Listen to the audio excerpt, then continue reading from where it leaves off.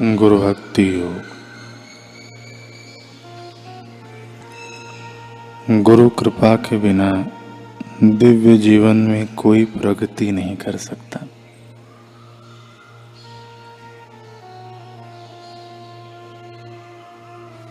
गुरु कृपा के बिना आप मानसिक विकारों से मुक्त नहीं हो सकते एवं मोक्ष नहीं पा सकते।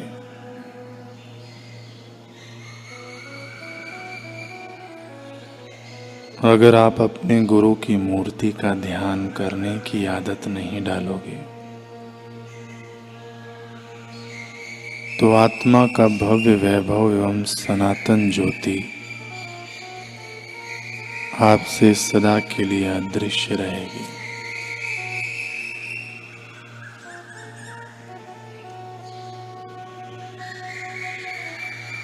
गुरु के स्वरूप का नियमित एवं व्यवस्थित ध्यान करने की आदत डालकर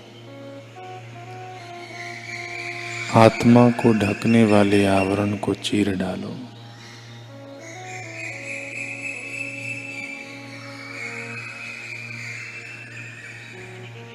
गुरु के स्वरूप का ध्यान करना यह तमाम रोगों के लिए शक्तिशाली औषध है।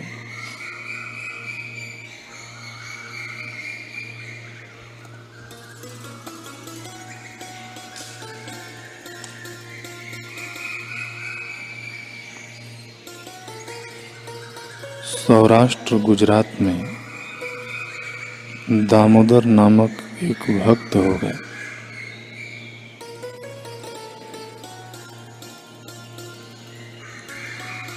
लोग उन्हें प्रेम और आदर से दामा भक्त बोलते थे। चारों तरफ उनकी सज्जनता, सेवा भाव व सरलता की चर्चा होती थी। कोई भी भूखा प्यासा, दुखी, अभावग्रस्त उनके दर से कभी खाली हाथ वापस नहीं जाता था। एक बार शाम के समय एक वृद्ध साधु दामा भक्त के द्वार पर आ खड़े हुए।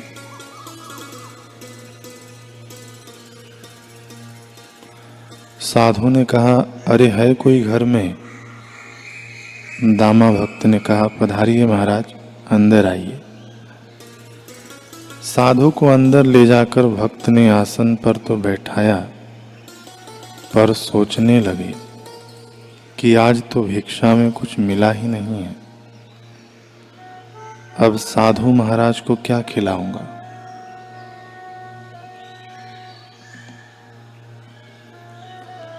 दामा भक्त की चिंतातुर धर्म पत्नी ने उनको अंदर बुलाकर पूछा कि अब क्या होगा?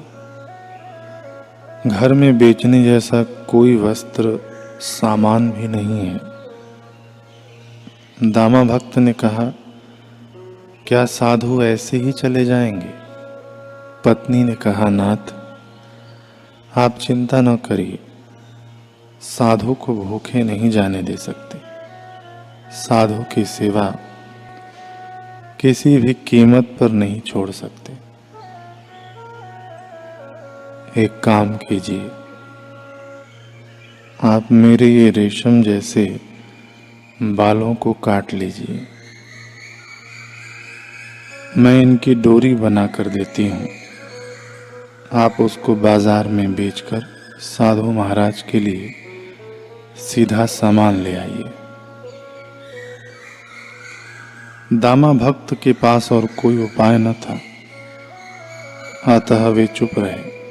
उन्होंने अपनी पत्नी के बाल काटे और पत्नी ने उनकी डोरी बना दी।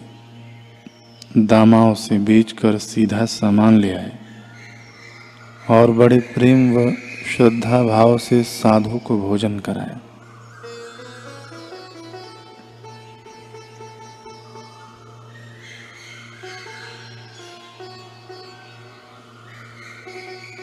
साधु को बड़ा संतोष हुआ।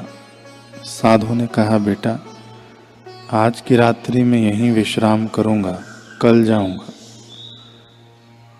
जी, हमारे अहोभाग्य, हमें आपकी चरण सेवा का लाभ भी मिलेगा। भगवत चर्चा करते करते दामा भक्त और साधु सो गए। सुबह हुई, भक्त ने उठकर देखा तो दंग रह गए।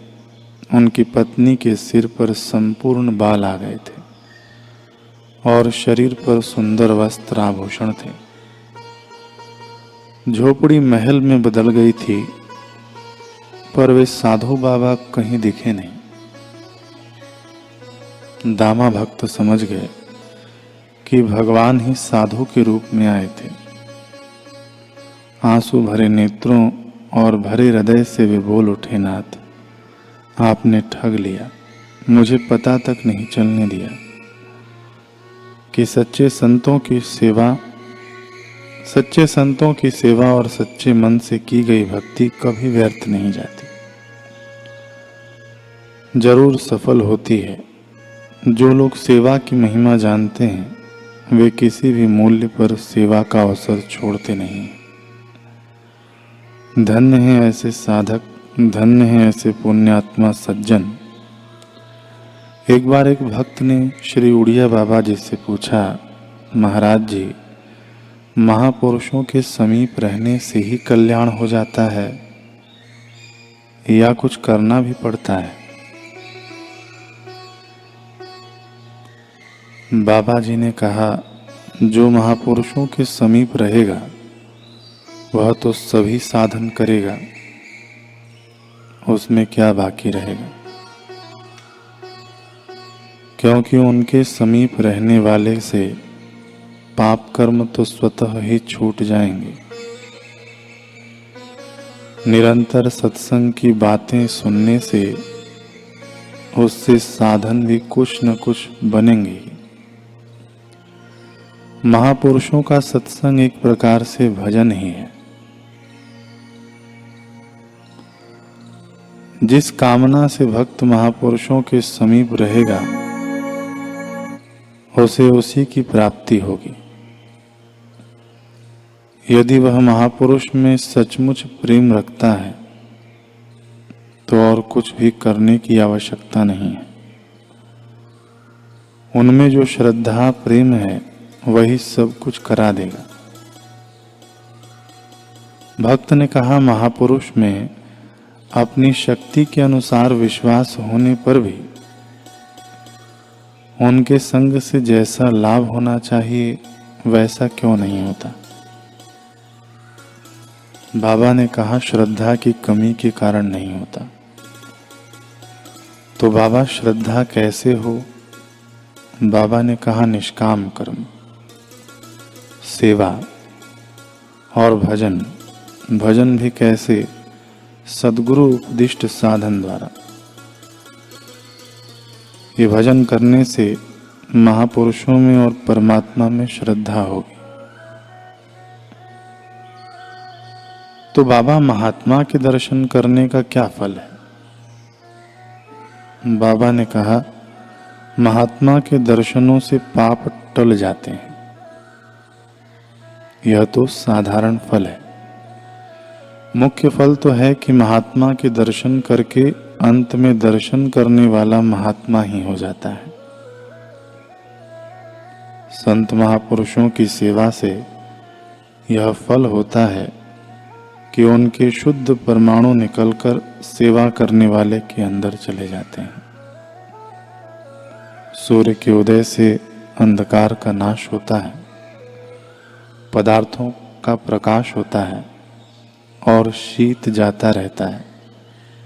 इसी प्रकार ब्रह्मनिष्ठ संत महात्मा के पास जाने से अज्ञान रूपी अंधकार का नाश होता है, अच्छे बुरे का ज्ञान होता है और संसार भय रूपी शीत निवृत्त हो जाता है। गंगा पापों का नाश करती है, कल्प वृक्ष कामनाओं की पूर्ति करता है और चंद्रमा से उष्णता की निवृत्ति होती है। किंतु संतों के संग से सद्गुरु के सानिध्य से ये तीनों लाभ एक साथ प्राप्त हो जाते हैं तथा ज्ञान की प्राप्ति भी होती है, जिससे जीव वासना रहित हो जाता है।